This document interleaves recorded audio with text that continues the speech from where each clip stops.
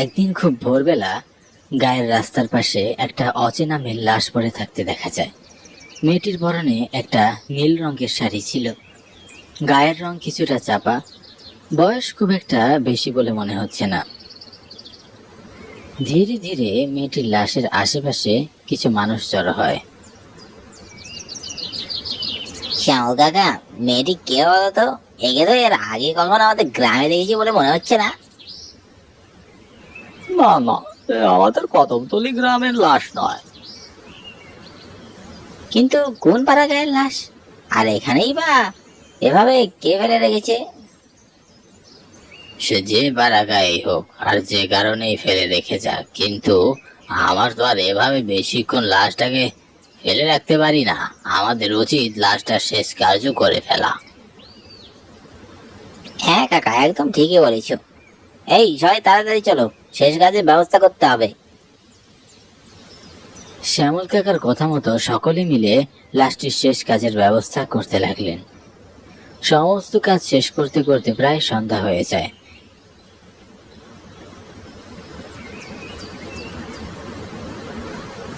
গ্রামের কয়েকজন লোক লাশটিকে কদমতলী গ্রামের শ্মশানে নিয়ে যায়।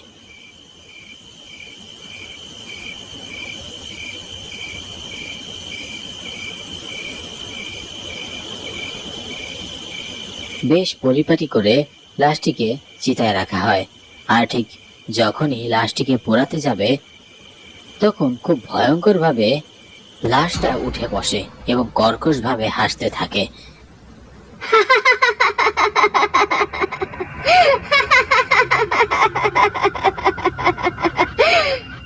মনে হচ্ছিল যেন তার হাসির শব্দে পুরো শ্মশান কেঁপে উঠছে। পালাও পালাও! শ্মশানে থাকা প্রত্যেকে ভয়ে চমকে উঠল এবং প্রাণ নিয়ে কোনো রকমে যে যার মতো দৌড়ে পালাতে লাগলো। বেশ অনেকটা সময় পর শ্মশানের পরিবেশ কিছুটা স্বাভাবিক হয়। হাসির শব্দ আর শোনা যাচ্ছিল না, একেবারে নীরব স্তব্ধ পরিবেশ।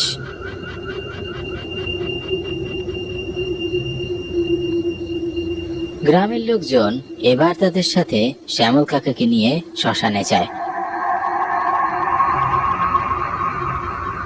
কিন্তু এবার তারা পূর্বের চেয়ে আরো বেশি অবাক হয়। শ্মশানে এসে তারা যা দেখলো তা দেখার জন্য মোটেও কেউ প্রস্তুত ছিল না। তারা দেখলো মেয়েটির লাশ শ্মশানে নেই, পুরো শ্মশান একেবারে ফাঁকা।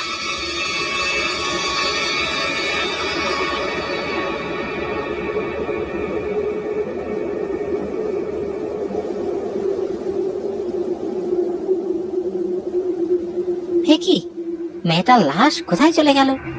এখানেই তো ছিল। এসব কি হচ্ছে? আমি তো কিছুই বুঝতে পারছি না। আর বুঝে কাজ নেই, লাশটা যখন এখানে নেই তো যে যার বাড়িতেই চলে যাও। শ্যামল কাকা এই কদমতলী গ্রামের একজন গণ্যমান্য ব্যক্তি, তাই ওনার কথা মতো সকলে নিজ নিজ বাড়ির উদ্দেশ্যে রওনা দিল।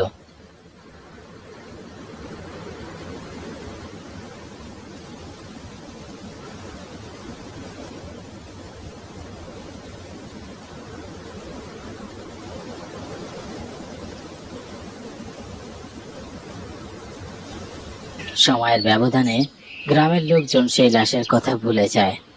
একদিন অমাবস্যার রাতে গ্রামের একজন লোক রাত করে বাড়ি ফিরছিল।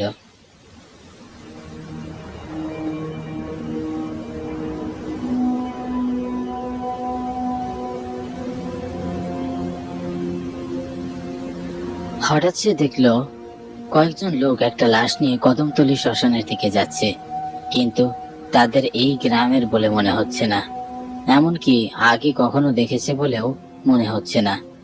লোকটা বেশ অবাক হয়ে তাকিয়েছিল। হঠাৎ লাশটা বলে উঠল,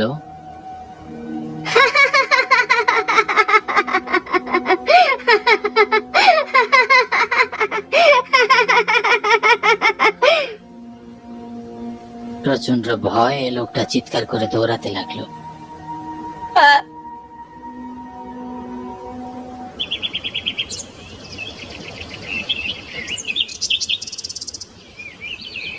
পরের দিন এই ঘটনা পুরো গ্রামে ছড়িয়ে পড়ল।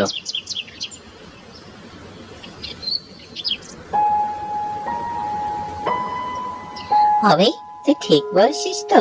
তুই সেই মেয়েটাকে দেখেছিস? হ্যাঁ গো দাদা, আমি সত্যি বলছি, মাদালির দিব্যি। কিন্তু এটা কেমন করে সম্ভব? মশাল হাতে যারা মেয়েটির লাশ নিয়ে যাচ্ছিল তারা কারা?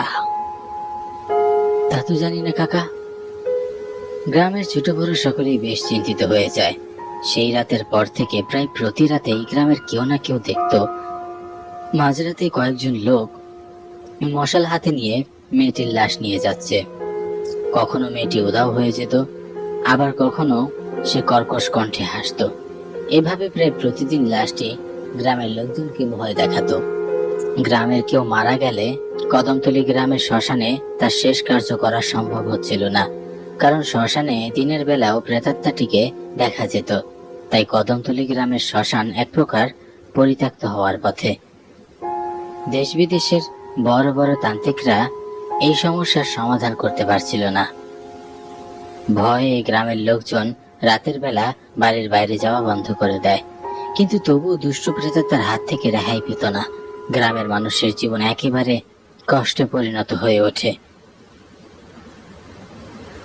একদিন রাতের বেলা শ্যামল কাকার একমাত্র ভাইয়ের ছেলে অনুপম শহর থেকে গ্রামে ফিরছিল।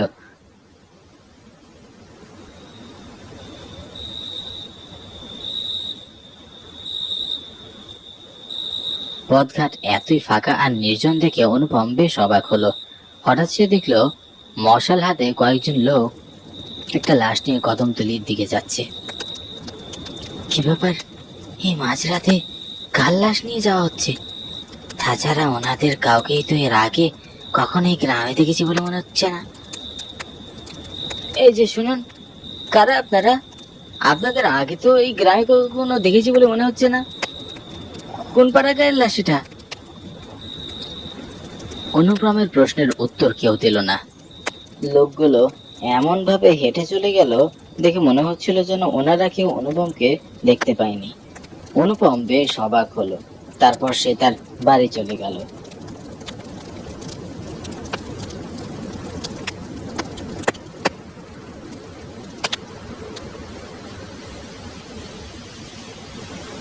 অনেকদিন পর একমাত্র ভাইয়ের ছেলেকে কাছে পেয়ে শ্যামল কাকা অনেক খুশি হলেন।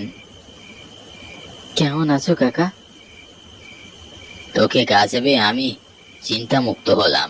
এখন বেশ ভালো আছি। পথে তোর কোনো অসুবিধা হয়নি তো? অসুবিধা হয়নি, কিন্তু বেশ অবাক হওয়ার মতো একটা কাণ্ড ঘটেছে। কয়েকজন লোক মশাল হাতে নিয়ে একটা লাশ নিয়ে যাচ্ছিল। ওনাদের কাউকে আমি এর আগে কখনো দেখিনি। ওনারা কোন পাড়াগাঁয় থেকে লাশ নিয়ে এসেছে তা জানতে চেয়েছি, কিন্তু ওনারা তো আমার প্রশ্নের কোনো উত্তরই দিলেন না। আর তাছাড়া গ্রামের রাস্তাঘাট দেখলাম একেবারেই ফাঁকা। তোমরা কি কেউ বাড়ির বাইরে যাও না নাকি? গ্রামে বেশ কিছুদিন ধরে বেশ অদ্ভুত কাণ্ড হচ্ছে, তাই গ্রামের লোকজন সন্ধ্যার পর আর বাড়ি যায় না। শ্যামল কাকা পুরো ঘটনা অনুপমকে খুলে বলল। সব শুনে অনুপম বলল, বলো কি কাকা, এত কিছু ঘটে গেছে? হ্যাঁ, তাই তো বলছি। তুইও সন্ধ্যার পর আর বাড়ির বাইরে যাস না। সে না হয় যাব না, কিন্তু কাকা আমাদের উর্মি কোথায়? সে কবে আসবে? পরশু আসতে পারে। সে কি কথা? যার বিয়ে তারই খবর নেই, আর ফারাবসির ঘুম নেই। উর্মির বিয়ে বলে কথা, আর উর্মি এত দেরি করবে? তুমি কালকে ওকে আসতে বলো। আচ্ছা ঠিক আছে।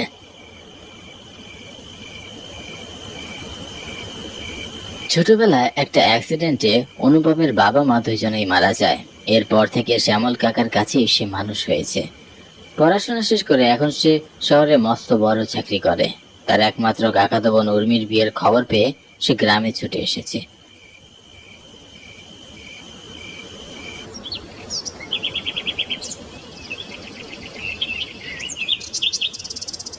পরের দিন সকালবেলা উর্মি শহর থেকে বাড়ি ফিরে আসলো। উর্মি কলকাতায় থাকে। ছোটবেলা থেকেই হোস্টেল থেকে সে পড়াশোনা করছে। অনেক আগে থেকে উর্মির একটা ছেলের সাথে সম্পর্ক ছিল। সেই ছেলের সাথেই উর্মির এখন বিয়ে হতে যাচ্ছে। উর্মি এতে খুব খুশি ছিল।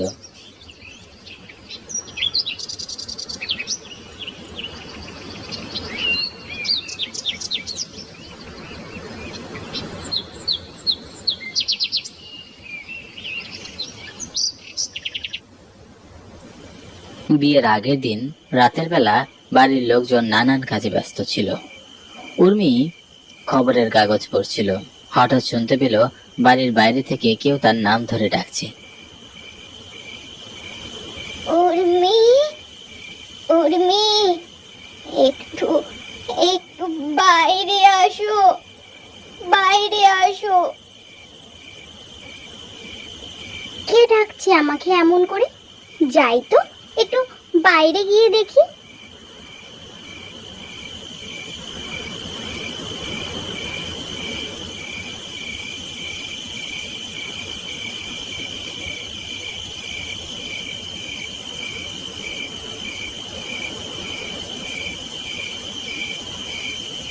উর্মি বাইরে গিয়ে কাউকেই দেখতে পেল না। অবাক হয়ে এসে পাশে ভালো করে খুঁজতে লাগলো।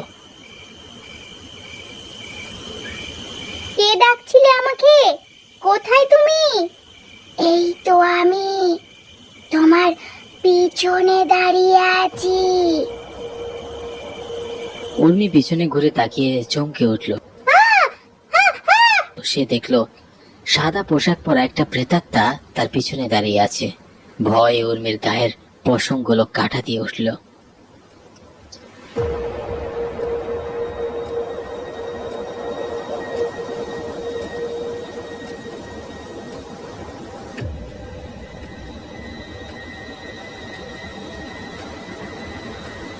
সে চিৎকার করে দৌড়াতে লাগলো। প্রেতাত্মাটাও ভয়ঙ্কর শব্দ করে উর্মির পিছনে পিছনে দৌড়াতে লাগলো। উর্মি তার সমস্ত শক্তি দিয়ে দৌড়ে পালানোর চেষ্টা করছিল, কিন্তু কিছুতেই যেন পেরে উঠছিল না। দৌড়াতে দৌড়াতে একটা সময় উর্মি শ্মশানে পৌঁছে যায়। উর্মির পিছন পিছন প্রেতাত্মাটাও শ্মশানে চলে যায়। শ্মশানে আগে থেকে একটা চিতা সাজানো ছিল। দাও দাও করে সেই চিতায় আগুন জ্বলছিল। উর্মি ভয়ে থরথর করে কাঁপতে লাগলো আর বলল, না না না, আমাকে মেরো না, আমাকে মেরো না, আমাকে মাফ করে দাও, ছেড়ে দাও, ছেড়ে দাও আমাকে।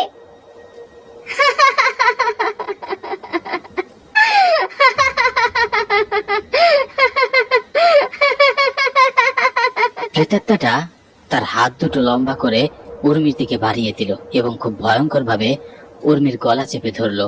উর্মি বাঁচার জন্য আকুতি মিনতি করছিল এবং অনেক চেষ্টা করছিল, কিন্তু প্রেতাত্মাটির সাথে সে পেরে উঠছিল না। প্রেতাত্মাটি নির্মম ভাবে উর্মির গলা চেপে তাকে হত্যা করলো।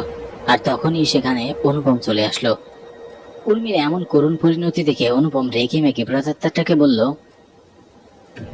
কি পেয়েছো তুমি? এতদিন তো শুধু গ্রামের সহজ সরল মানুষদের ভয় দেখাতে, আর আজ কতটা নিষ্ঠুর ভাবে আমার বোনের গলা চেপে ধরলে, তুমি ওকে মেরে ফেললে। তোমার এই বোনের জন্যই আমাকে মরতে হয়েছিল। আমার আজকে এই পরিণতির জন্য তোমার বোন দায়ী। তাই আমি আমার প্রতিশোধ নিয়েছি। এসব তুমি কি কি বলছো? হ্যাঁ, আমি যা বলছি সব ঠিকই বলছি। আমি বিবাহিত ছিলাম, আমার একটা খুব সুখের সংসার ছিল, কিন্তু বিয়ের ঠিক 6 মাস যেতে না যেতেই আমার সংসারে অশান্তির আগুন জ্বলে ওঠে। এই মেয়ে আমাকে শান্তিতে সংসার করতে দেয়নি, আমার সুখের সংসারে আগুন লাগিয়েছে। আমার স্বামী এই মেয়েটার সাথে পরকীয়ায় আসক্ত হয়ে যায়। আমি ওদের অনেক বুঝিয়েছি, অনেক থামানোর চেষ্টা করেছি, কিন্তু ওরা আমার কোনো কথা শোনেনি। ওরা এই সম্পর্কে অনেক দূর এগিয়ে যায়। আমার চোখের আড়ালে ওরা দিনের পর দিন অনৈতিক কাজ করে গেছে। আমার জীবনটাকে নরক বানিয়ে দিয়েছে। একদিন আমি ওদের দুজনকে একসাথে হাতে নাতে ধরি।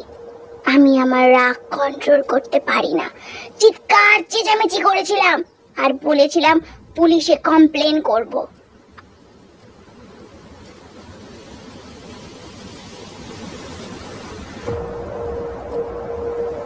আর আর তখন এই মেয়ে আর আমার স্বামী নির্মম ভাবে আমার গলা চেপে ধরে এবং নিষ্ঠুর ভাবে আমাকে হত্যা করে। এরপর মেয়েটি তার হোস্টেলে চলে যায় আর আমার পাপী স্বামী আমাকে এই পাড়া গায়ে ফেলে যায়। আমি আমার স্বামীকে গলা টিপে হত্যা করে এসেছি। আর আর এখন এখন একে গলা টিপে হত্যা করছি। আমি আমি আমার প্রতিশোধ নিয়েছি, প্রতিশোধ। প্রতিশোধ নিয়েছি। এখন আমার আত্মা শান্তি পাবে। আমি আমি এই পৃথিবী থেকে মুক্তি পাবো, মুক্তি পাবো।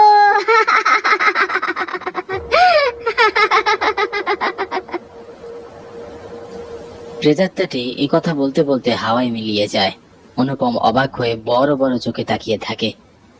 সমস্ত ঘটনা শুনে তার মাথায় যেন আকাশ ভেঙে পড়ে, গায়ের পশমগুলো কাটা দিয়ে ওঠে। সে বুঝতে পারছিল না বাড়িতে গিয়ে সে তার কাকাকে কেমন করে সামলাবে।